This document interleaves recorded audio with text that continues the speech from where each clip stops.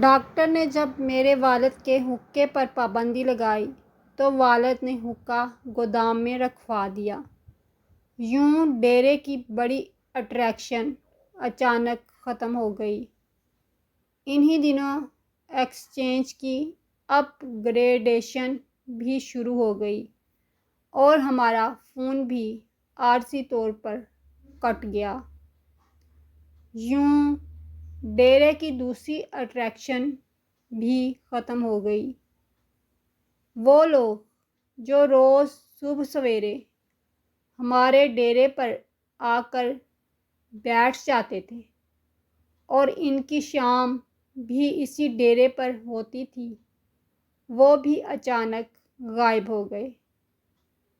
ہم جن کو والد کا انتہائی قریبی دوست سمجھتے تھے، جو لوگ ہمارے چاچا جی ہوتے تھے، جو گلی میں داخل ہو کر اونچی آواز میں حاجی صاحب کا نعرہ لگاتے تھے اور جو گھنٹوں ہمارے والد کی تعریفیں کرتے تھے، وہ سب بھی غائب ہو گئے۔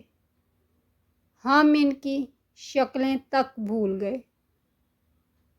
میں اس وقت پرائمری اسکول میں پڑھتا تھا۔ میرے کچے ذہن کے لیے یہ صورتحال ہضم کرنا مشکل تھا۔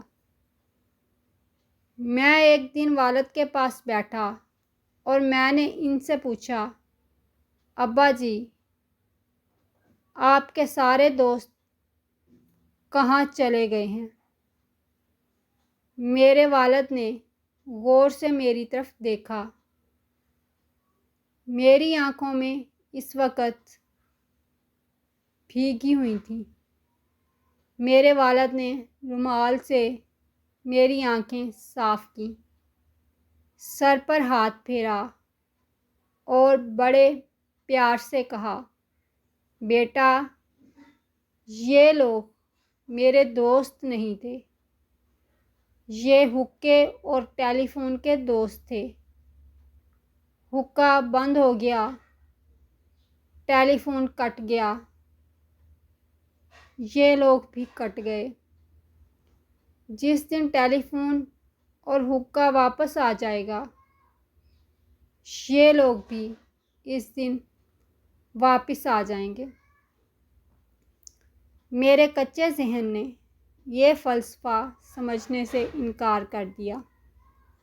میرے والد نے میرے چہرے کی گو مگو پڑھ لی۔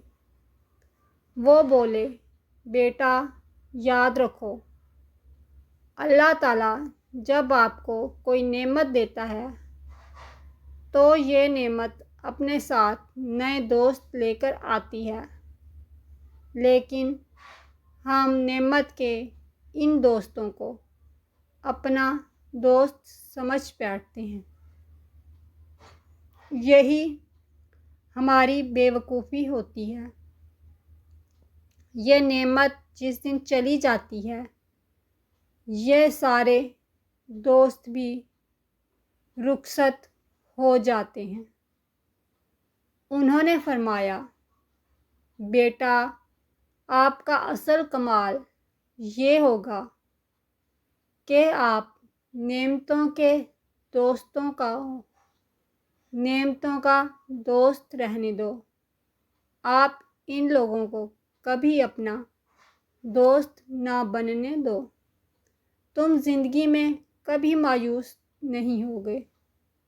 بیٹا، آپ کار کے دوستوں کو کار کا دوست سمجھو، کاروبار کے دوستوں کو کاروبار کا دوست سمجھو اور اپنے عہدے کے دوستوں کو عہدے کا دوست سمجھو۔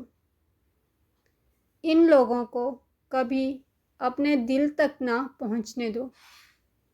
تمہارا دل کبھی زخمی نہیں ہوگا، تم کبھی نہیں روؤ گے۔